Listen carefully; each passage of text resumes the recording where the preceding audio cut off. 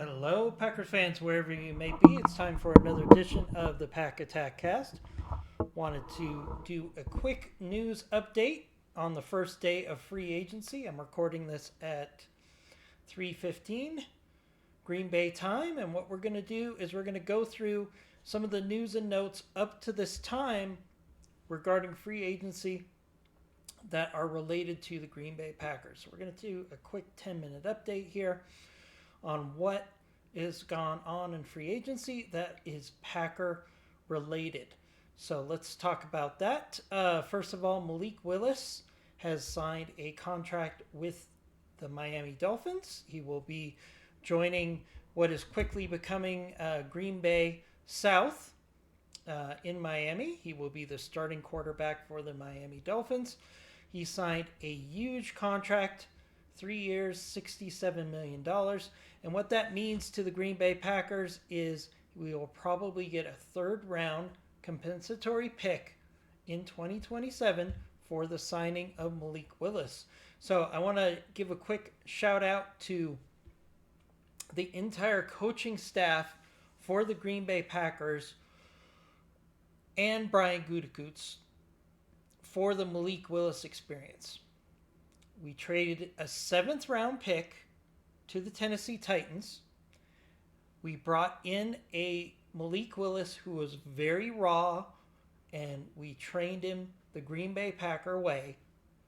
We got multiple starts from him. He helped win many games for the Green Bay Packers and kept us competitive in other games where we otherwise would have been probably blown out with any other backup quarterback. And we traded him in for a 3rd-round pick. So a lot of people are very critical of Brian Gutekunst sometimes, but look at the reality. We traded a 3rd-round pick, a 7th-round pick. We got the use of Malik Willis for 2 years, and we got a 3rd-round pick as compensation.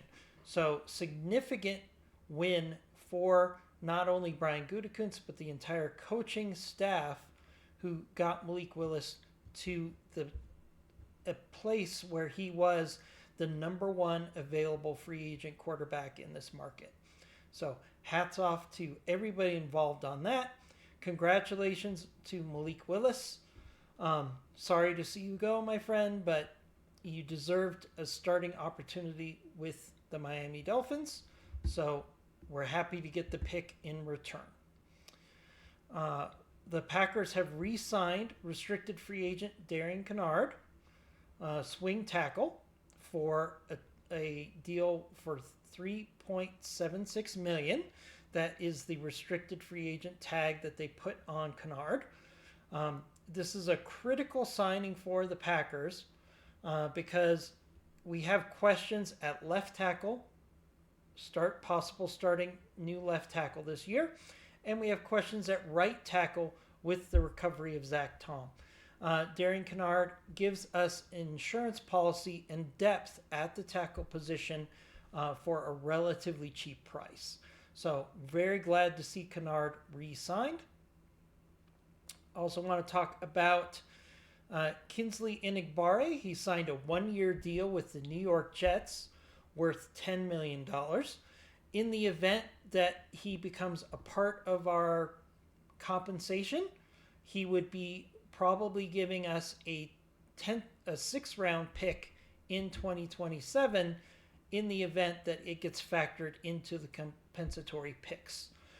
More importantly, since he signed that $10 million contract, it gives the Packers another $10 million that they can spend in free agency without it impacting their compensatory picks, because there's a whole formula that goes into what picks we get in 2027, including how much money we spend on free agents. So the fact that he got a $10 million contract, in effect, it gives the Packers another $10 million that they can use in free agency without it impacting their compensatory picks.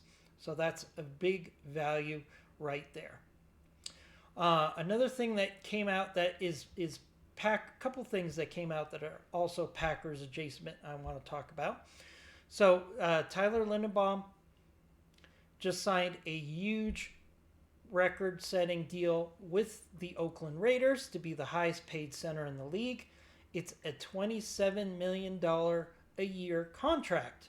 So those of you that were frustrated by Sean Ryan's contract that was recently signed for $11 million a year, and in fact, we actually got the details on that. It's really, when you look at the contract, it's really about a 2-year contract and then a team option after that. So it's a much lower risk contract than a lot of people think, and that's very smart because the Packers could get off of Sean Ryan next year with a cap hit of about $6.5 million if he really doesn't work out as the center. So when you look at the new highest paid center, which is $27 million, and you look at Sean Ryan's deal of $11 million, obviously they're not the same quality of players. But we know the center market really got disrupted by a lot of retirements and cuts over the last couple weeks. So us re-signing Sean Ryan for $11 million is looking better and better as other centers are signing these contracts. So when Sean Ryan signed this contract, I told everybody to be cautious and wait until what happens with the rest of the centers in the free agency before you judge this. So I think Brian Gutekunst got it right by re-signing Sean Ryan for $11 million a year.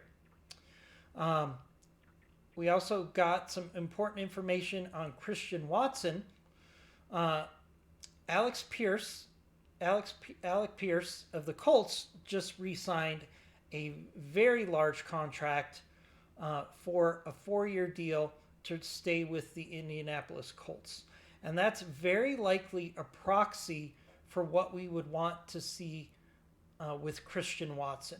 Now, I do think the Alec Pierce deal is going to be higher than Christian Watson because Christian Watson does come with some significant injury risk, whereas Alec Pierce has been relatively healthy throughout his career.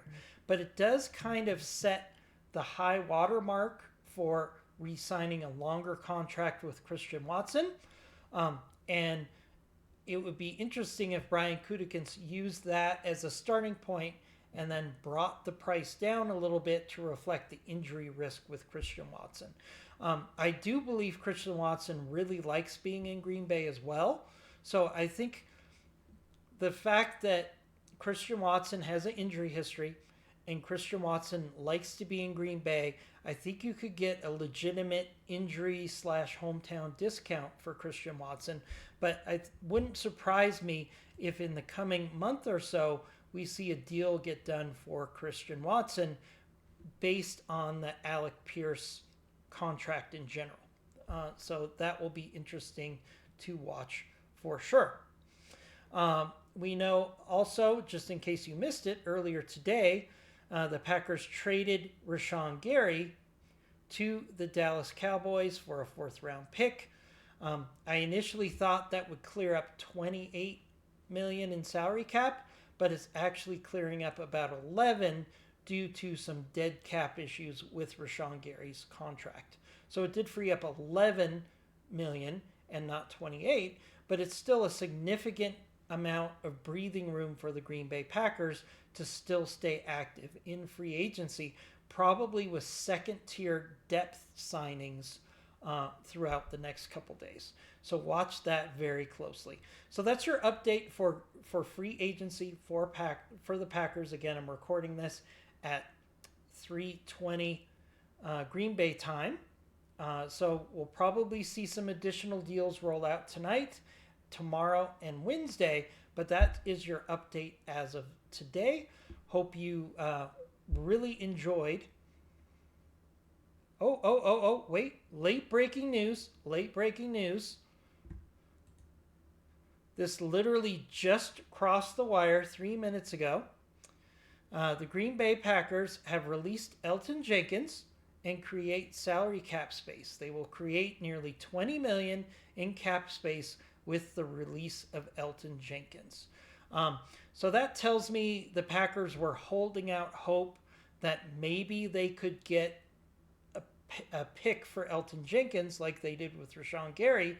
And they waited pretty much throughout today to decide if they were going to release Elton Jenkins.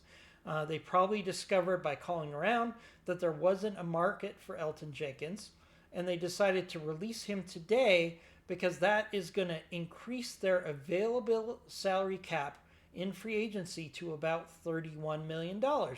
So this tells me either they have eyes on a couple players that they would like to sign, or they are eyeing one relatively large free agent and they're close to getting a deal done, hopefully, fingers crossed, and they want that salary cap room now to make that deal go through. So very interesting that right at the end of my stream here, Elton Jenkins has been released and he will create cap space of $20 million. Again, the timing is very interesting to me. Why do they need this $20 million right now versus waiting a couple days to see if they can get a pick? I'm very suspicious that means that the Packers are close to making an additional move either today or tomorrow. So stay tuned for that. We'll give you a news break as soon as that news comes out. As always, go Pack Go. Tomorrow we'll dive into greater depth into some of these topics, and hopefully we'll have some additional news for your Green Bay Packers. Until then, go Pack Go.